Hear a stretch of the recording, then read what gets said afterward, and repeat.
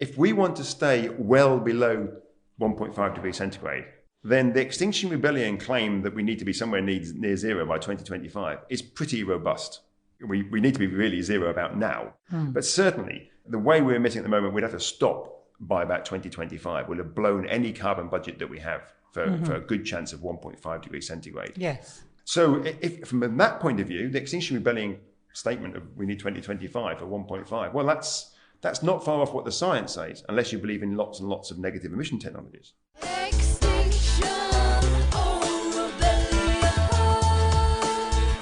We have run out of excuses and we are running out of time. We're looking at mass starvation within 10 years. The reality is we're sleepwalking into a catastrophe. Change is coming, whether you like it or not. Extinction or rebellion.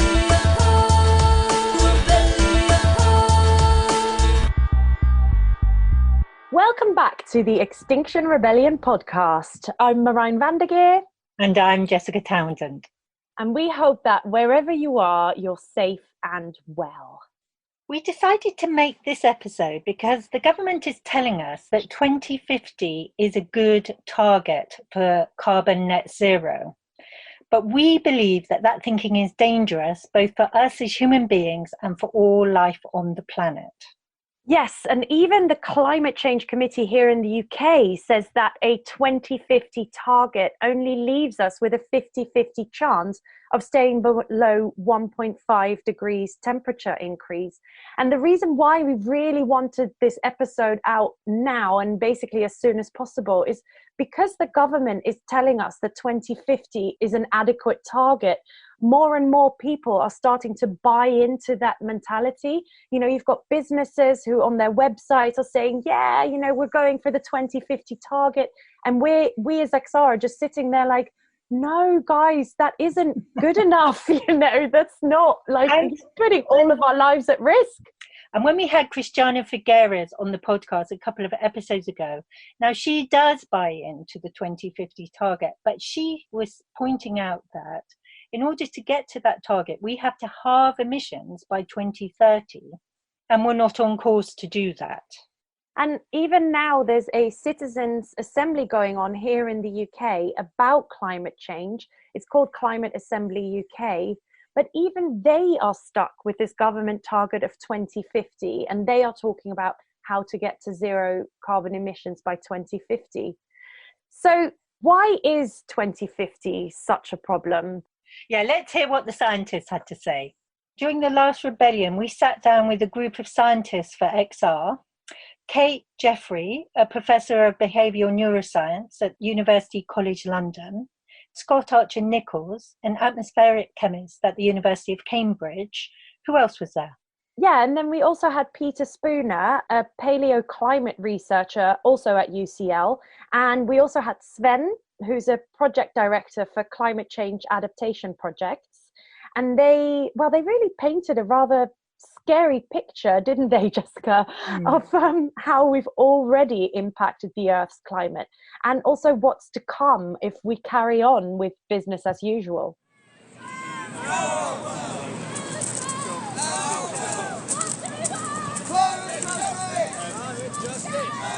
So this is a question for any of you. Extinction Rebellion is really keen that we alter our carbon emissions to try and stick within 1.5 degrees centigrade of warming. Why is that important? So, yeah, it's a fair point because you can say 1.5 degrees doesn't sound like a huge amount of warming, you know, but you've got to think of that as being that is the entire world on average moving up by 1.5 degrees Celsius, which is a huge amount of energy in order to just do that small amount of change. Every fraction of a degree warmer that you get, the greater the impacts that you have. So just going from sort of 1.5 to 2 degrees, you can see huge changes in impacts on the Earth system and what that will have in terms of food security, in terms of melting ice, more extreme weather, and what have you. I've also heard that there might be some feedback loops in that sort of zone. But for people who don't know what feedback loops are, would you mind explaining that? Yeah. We know that carbon dioxide warms the atmosphere, warms the climate. and it does that through the greenhouse effect. And what we normally say is that if you were to double the amount of carbon dioxide in the atmosphere, you would see a roughly 1 degree of warming. But we know that the Earth must actually warm up by more than that, because we haven't doubled the amount of CO2 in the atmosphere yet. It was 280 parts per million before the pre-industrial time, and now it's about 410 parts per million. Mm-hmm. So we're about halfway towards doubling.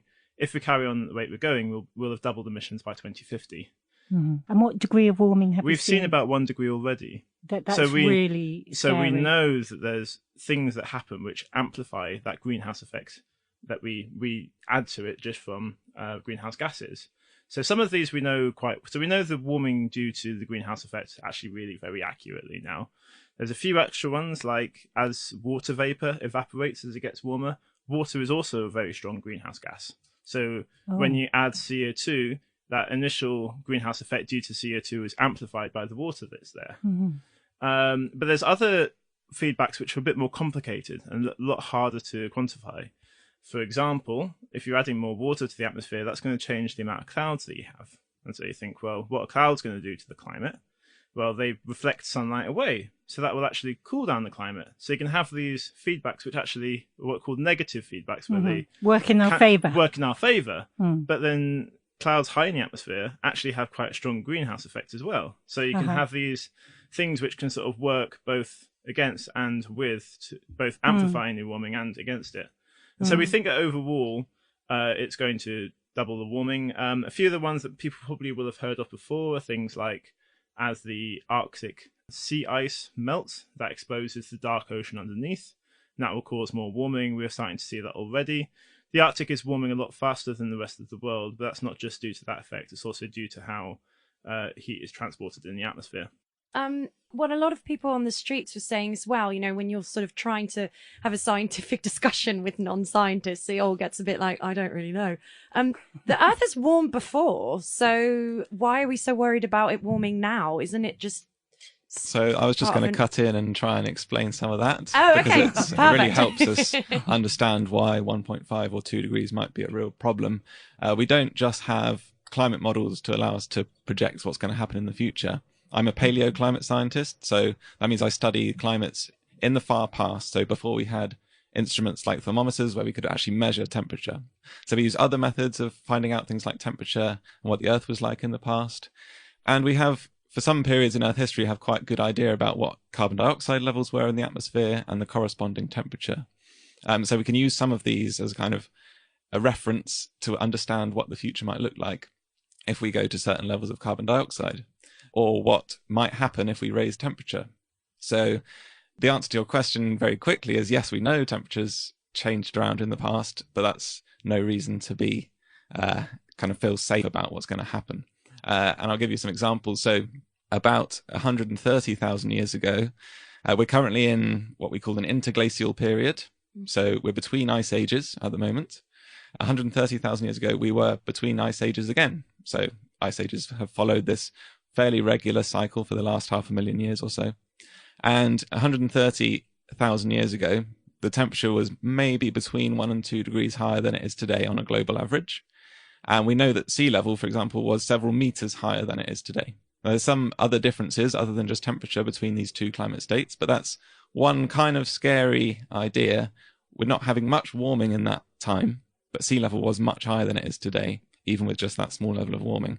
If we go even further back in time, so current projections on our current emissions of CO2, if we continue business as usual, put us at like a bit more than 4 degrees by the end of the century. If we go back far enough, we can find climate states which were 4 degrees above what we are now. And we find that the climate state in that time was very, very different. For example, in the Eocene period, so 50 million years ago now, so really a long time ago, the Earth was between 4 and 13 degrees hotter. So we don't have a really good idea, but that 4 number is coming up there, and we don't have any Arctic ice. We actually find fossils of things like alligators really far north, even into the Arctic Circle. We have different kinds of plants reaching north into the Arctic. So these changes we can illustrate with examples from the past, and they turn out to be rather large. Kate? I'd like to just add something from a biological perspective. So the problem is not just the temperature of the Earth and how warm it was in the past compared to now, but in the past, when the Earth has warmed and cooled, it's done so over a very, very long time, hundreds of thousands of years. And the living things that were on the Earth have had a chance to adapt, to migrate northwards and so on. But the changes that we're making today are astonishingly fast, like nothing we've ever seen before. So even those periods of warmth and cold that you were talking about that have happened, they happen much slower, actually. That's right. Right. Okay. That's right. So a big concern at the moment is that things are changing so fast that our plants and animals can't adapt. For example, because spring is coming earlier, we're seeing some kinds of plants flower and then die earlier than they would have. And the insects and birds that are expecting those flowers to be around when they hatch are finding that they've come and gone. So we're seeing that species are really struggling to adapt to even these quite small changes in temperature. And one of the things that we're very worried about is not just the effect of the climate on humans, but on the biosphere generally and the loss of species that is happening from climate change. And that's over and above the loss of species that we're having from habitat degradation and all of those all things. the stuff we're doing to them already. Just add a specific example, if I might. Yeah, sure. So part of my research is based on corals. And a lot of people listening will know that warm water corals, particularly in the Great Barrier Reef, have been suffering from bleaching already, which is a warming problem. So you warm the ocean by just a little bit, even just 1 degree, and you start bleaching lots and lots of the corals. So like Kate was saying, in the past, we've had corals for a very long time, but in the past they've had much longer to adapt. So it's just one specific example for you. Yes, I think my colleagues have now given a wonderfully comprehensive overview over the present and the past. And if I continue this line now into the future and continue to compare the effects of 1.5 and 2 degree, then for example, with corals, we would have that at 1.5 degree, 70% of all of them would disappear. At 2 degree, it would be nearly all of them. And the effects from a disaster risk and perspective are quite severe also for people in the UK. If I go, for example, on the general number, at 1.5 degree, you would have 100% increase, and at 2 degrees, a 170% increase of disaster risk.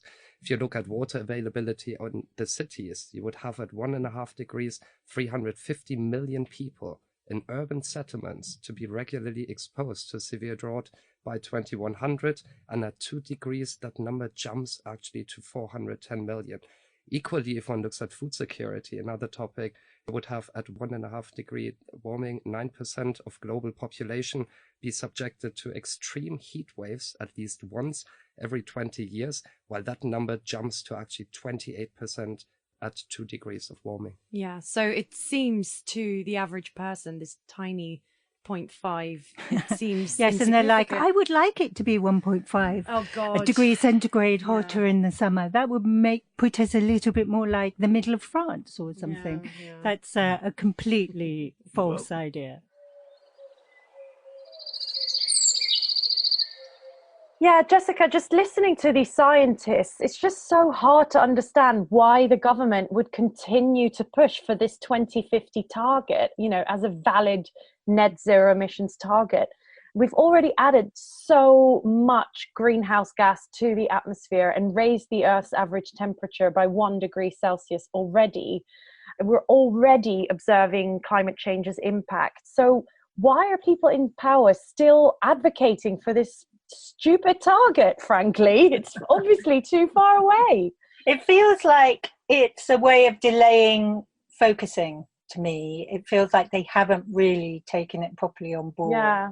But towards the end of last winter, I interviewed a world expert on this same subject. Ooh, yes. So we've got Professor Kevin Anderson, who is a professor of energy and climate change in the School of Engineering at the University of Manchester. And on this day, he's come to talk to some civil servants about the climate and ecological emergency. And then he schlepped all the way out to Walthamstow on the Victoria line to talk to my local group.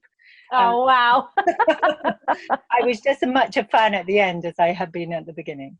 In 1990, when the first IPCC report came out, and then in the Rio Earth Summit in 1992, there was a lot of optimism about, we can do something. We have the tools and the technologies, and we have the policy arrangements and so forth. We can make the changes that are necessary. We didn't in 1992. We didn't in 1995, and we had done very little. We'd done almost nothing by 2000. Emissions kept going up, and each year you think, well, maybe this year is the year we'll make some change. So your optimism you have at the beginning has to increase in the level of optimism. And at some point, you almost have to step off that train. But when is that? It's a very difficult decision. As the train gets faster and faster and further away from anything you can reasonably do, you're sort of locked on it now. You've now said for 10 years, oh, you can do something. So you say it for the 11th year? Well, yeah, you do. And then the 12th year. Yeah. And then eventually you think, we haven't got a hope with this. So we develop other things like negative emission technologies, like some belief in some magical silver bullet technology. But it's emerged, I think, partly out of this incremental optimism, a bit like the old frog in the pan sort of thing, is gradually turning up the heat. Yes. And we haven't really noticed how far we've moved away from actually being able to respond in a reasoned fashion.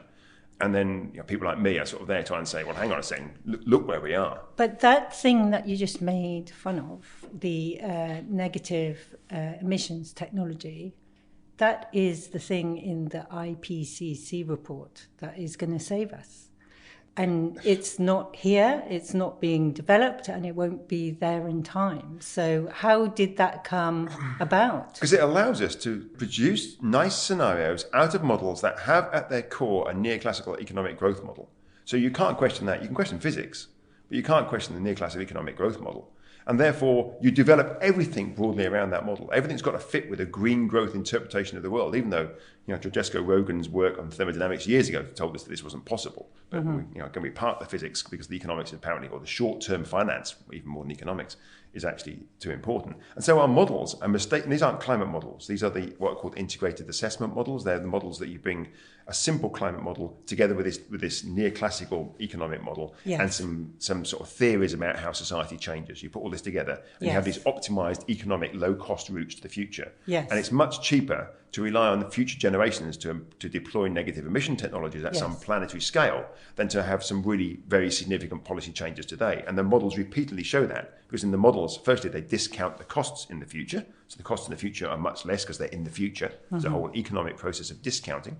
And secondly, these technologies we don't really know the cost of, we estimate them as being very low conveniently, and we ignore all the other complications around them. Now, fortunately, people are starting to question this now, but these models have repeatedly been able to say, actually, we can adjust the current economic paradigm, just tweak it here and there, incremental adjustments, some more technologies, no major social change. We've got Chris Stark, who's a really excellent leader of the Committee on Climate Change, coming out just the other day on the news, saying, oh no, we don't have to have any pain, we can just do this broadly with technology and some sort of gentle nudges. He knows away from the microphone that's rubbish, as do many of these people who say that. Matt Hancock saying the same thing again the other day, that we can just use technology in the future. I'm an engineer. I used to design and build offshore oil platforms. Engineering can do a lot, but it cannot overcome problems of time. And we have left it so late. That, so we need a space, a time machine as well as. So, and because of that's why we need really profound changes to the high emitting groups in our society today, like change our lifestyle. I'm not against us researching. I think we should have a really good, well-funded, detailed program of research into negative emission technologies. And if we find ones that are also sustainable and equitable and so forth, let's try and pursue them.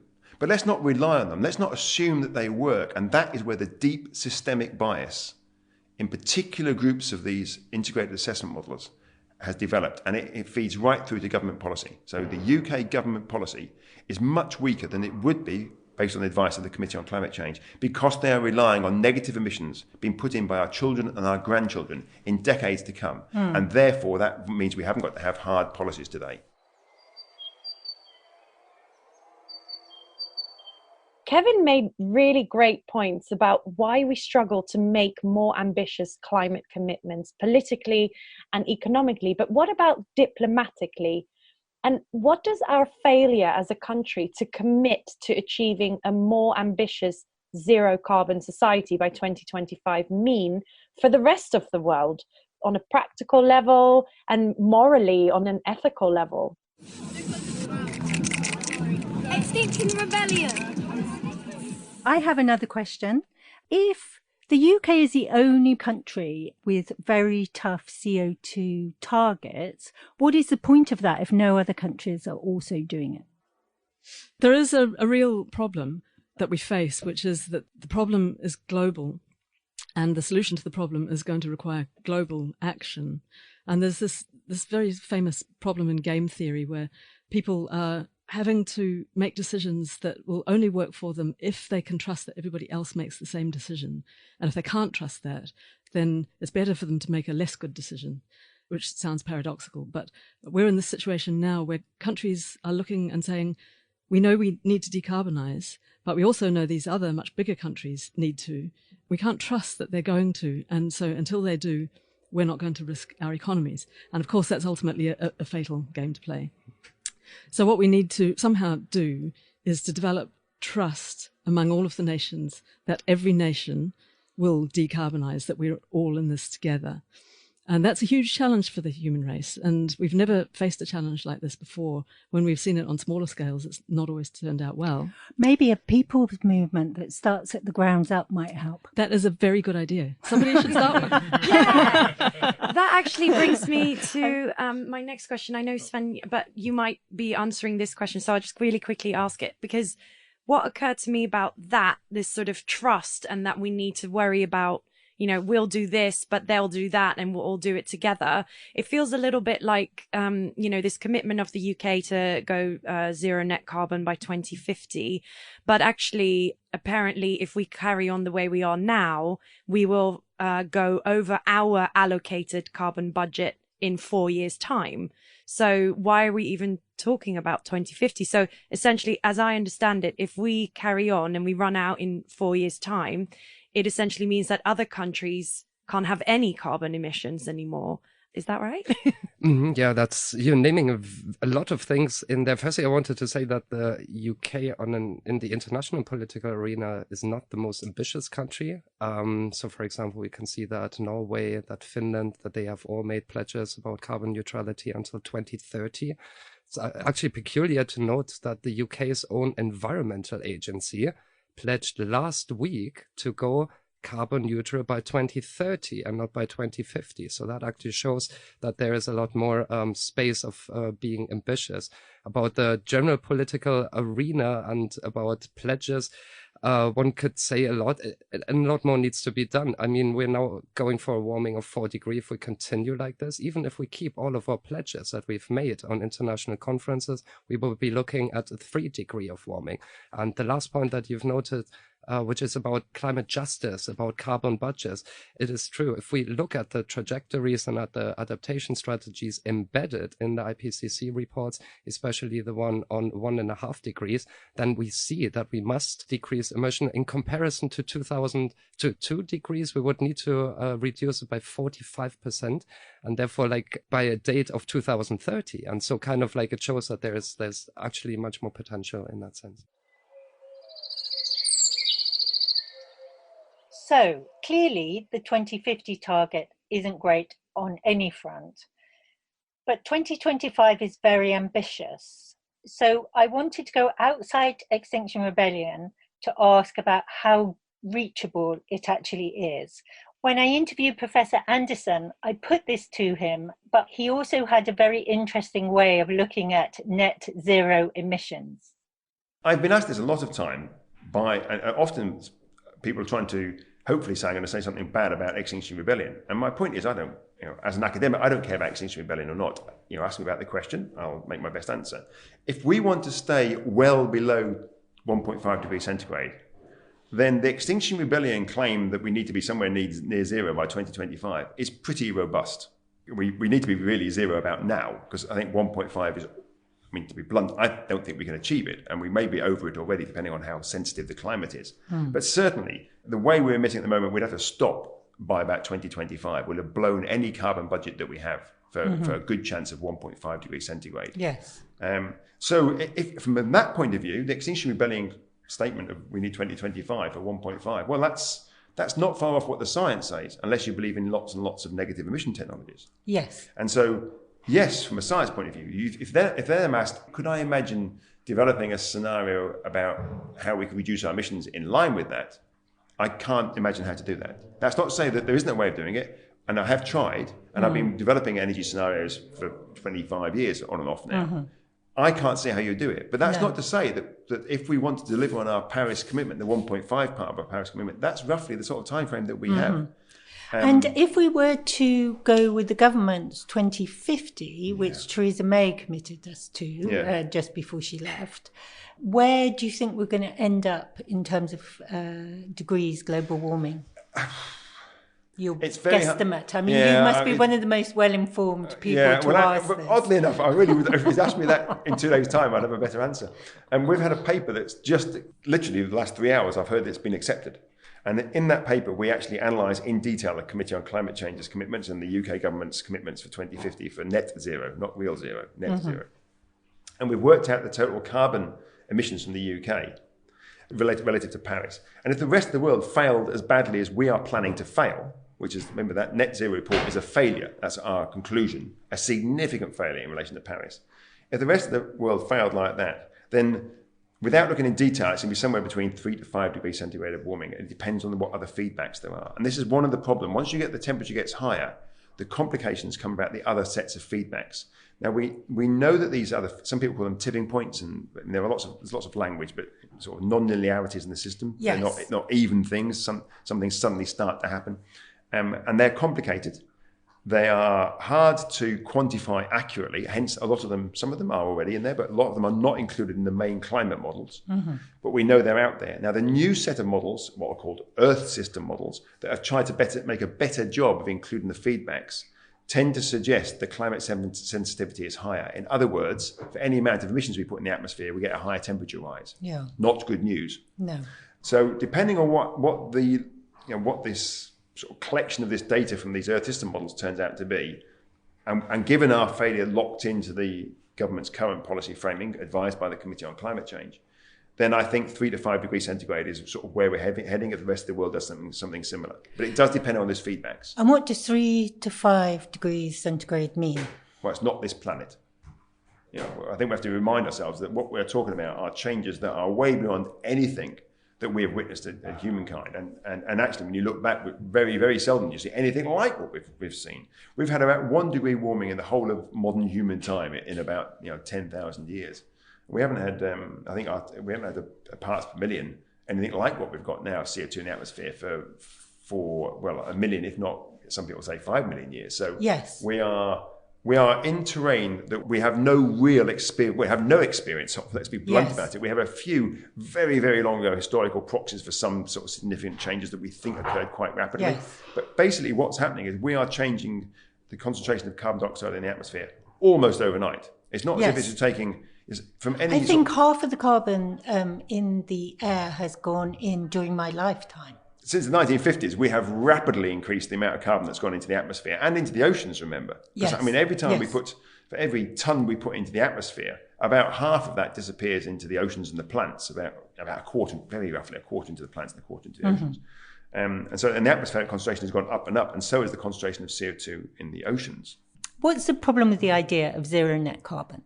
Well, firstly, what it is doing, and it's already doing this, let's be clear, this is what is happening. It is delaying or stopping us developing strong mitigation policies today, strong policies to reduce our emissions today, because it's going to be cheaper for us for our children, to suck the carbon dioxide out of the atmosphere in the future. So this whole idea of net... We're speculating.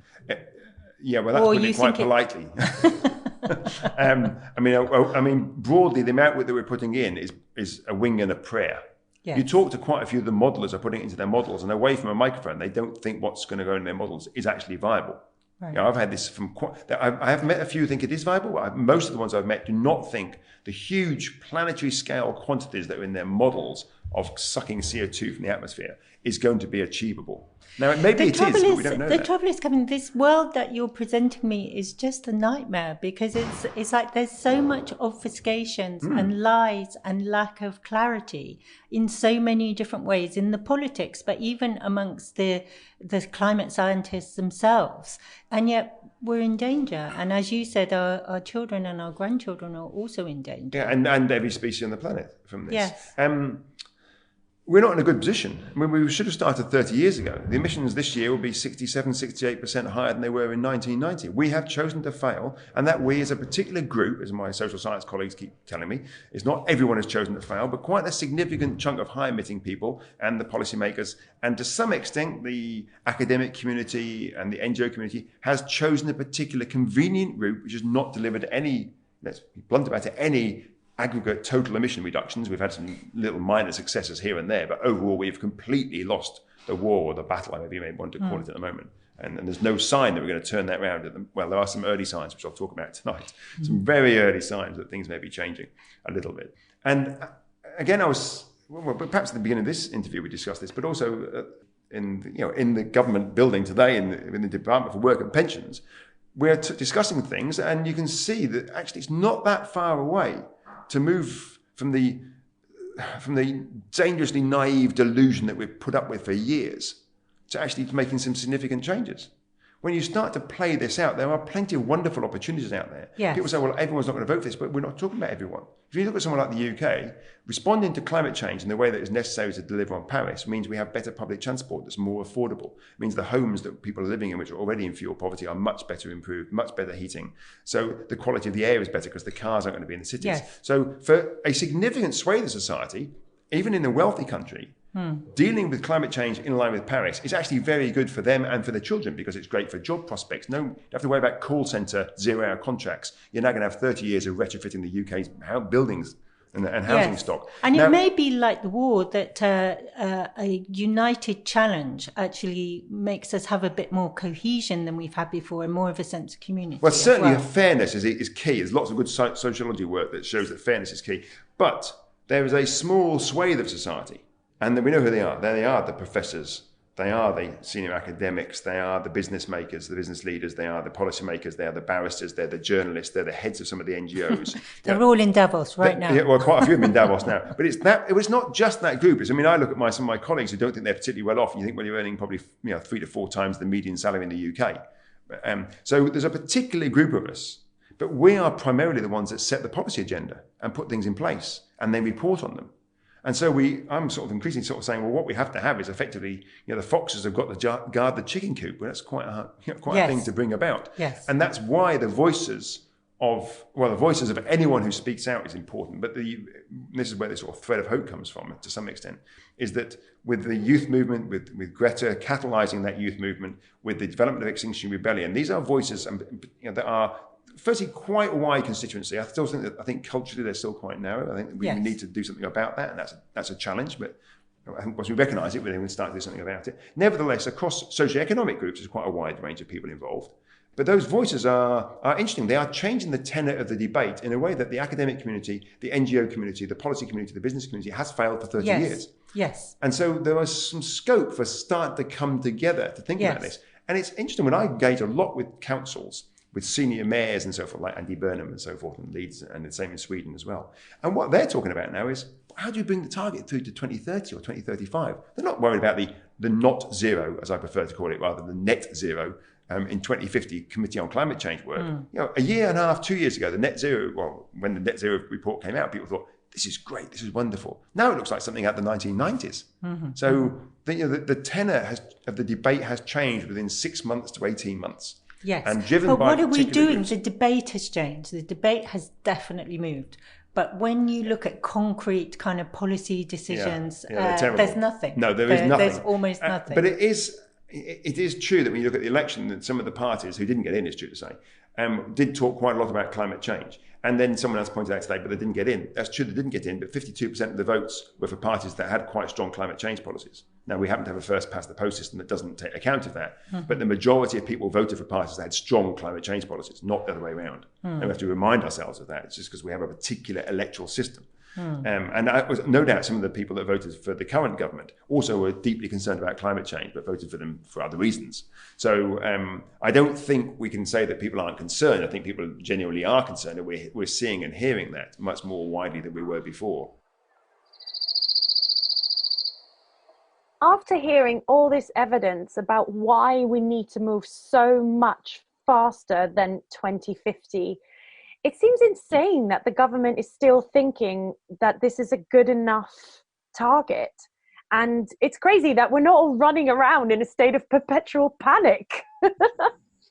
We are scientists for XR why people don't get the urgency of this crisis, because the only sensible thing to do seems to you and me and to most people in XR that taking drastic measures is the only way forward.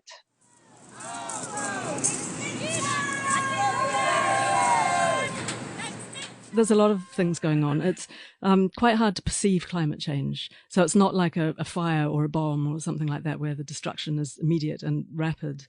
And we evolved to detect immediate rapid threats, but we didn't really evolve to detect very slow threats. And so we tend not to fear them. And also we have this psychological mechanism of denial, which is adaptive because it allows us to push to one side the long-term prospect of annihilation in order to focus on the day-to-day staying alive. You know, if we panicked about the future, we wouldn't feed our children today, and, you know, then there would be no hope type of thing. And so I think, you know, we have these psychological mechanisms that just stop us thinking about it and make it very easy for us to sort of slip into comforting thoughts like technology will solve it or something like that. And so I think that's a really big part of it. And then, of course, there's a lot of just hiding of the evidence from vested interests. Fossil fuel companies have been, you know, not really very honest with the scale of what's going on. And the people who inform us, the media and politicians and so on, are not always scientifically educated and able to assimilate the quite complex data. So I think it's a lot of complicated things. Yeah, absolutely. So basically, humans are very bad at understanding statistical trends and long-term changes. We have evolved to pay attention to immediate threats, as my colleague said, and we overestimate threats that are less likely but easier to remember, like terrorism and so forth. As a result, from an evolutionary perspective, our brains have evolved filters to filter information rapidly and focus what is most immediately essential to our survival. So if we kind of like look from a meta perspective at the state of research, psychologists have actually identified 150 cognitive biases that we all share. And some of those biases are particularly relevant to why we are not doing anything about climate change, among which is hyperbolic discounting. This is our perception that the present is more important than the future, but also about like the bystander effect, about sunken coast fallacies. And these cognitive biases evolved for very good reasons, but they're now hamstringing our ability to respond to what could be the largest crisis humanity has ever created. On the other hand, we do have the adaptation mechanisms cognitively as well, because we have seen, for example, that in small groups, firstly on an individual basis, we are able to act on it by having insurances or all of those things, but also that you have mechanisms which work in small groups. So there's in psychology something like the Dunbar's number, which basically says that any one person can maintain stable relationships with 150 people. After that, social relationships begin to break down, undermining an individual's ability to trust and rely on the actions of others to achieve collective long-term goals. And this is also an extremely important ally for us to work ourselves on how we can do something better, because as you know it very much, XR, we're working in very small numbers and groups, and they collectively pull you up because you have such effects such as the endowment effect, like social comparison, and therefore we're both equipped with the limitations to assess it, but also with kind of the long-term vision in order to act upon our own warnings. And something I just wanted to add about why it doesn't feel urgent. From a personal point of view, you think about a 2050 target, which is the UK's current target for net zero. I'm going to be 60 years old in 2050. That's 30 years away. It feels like a really long time for me. And so it's one of the really important reasons why we need to be pushing this earlier target, which Extinction Rebellion is doing, is making people feel that urgency much, much more. Yeah. Can it be done 2025? Sven?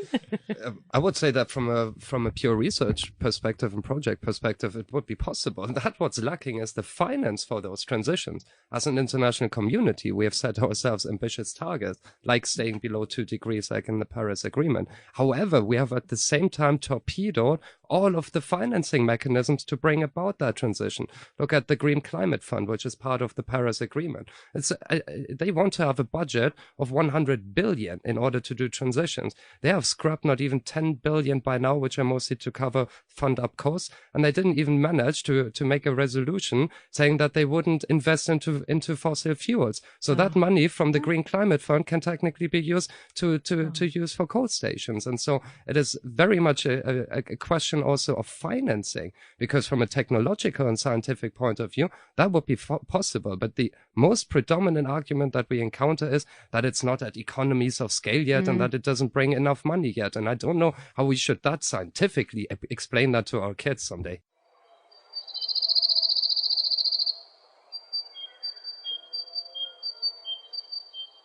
So after hearing all of this, it's just really clear that just because the 2050 target is being thrown around by the government and by businesses who we would usually trust to tell us what to do, please do not accept this. It is simply not good enough, and we are literally risking the lives of millions of people.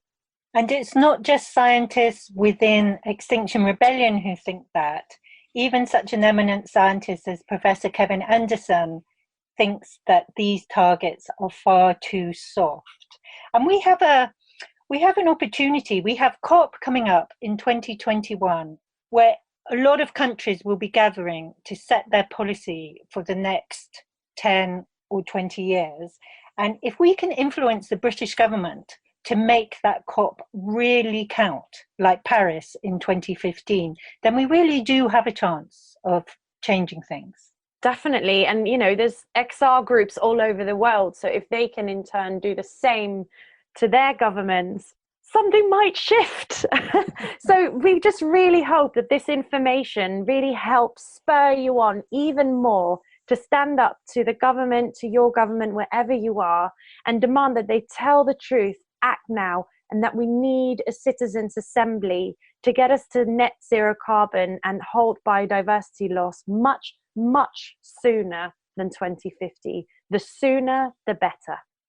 Thank you for listening to the Extinction Rebellion podcast. We'll have another episode in 2 weeks' time with a very exciting speaker called Jason Hickel from the LSE, and he'll be talking about post-growth economics. I'm really excited about that one. So join us. She's been Marijn van der Geer. And she's been Jessica Townsend. Thank you for listening. Goodbye.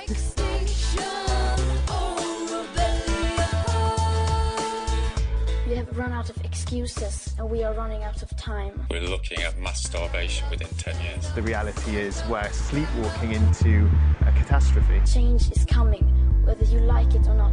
Extinction.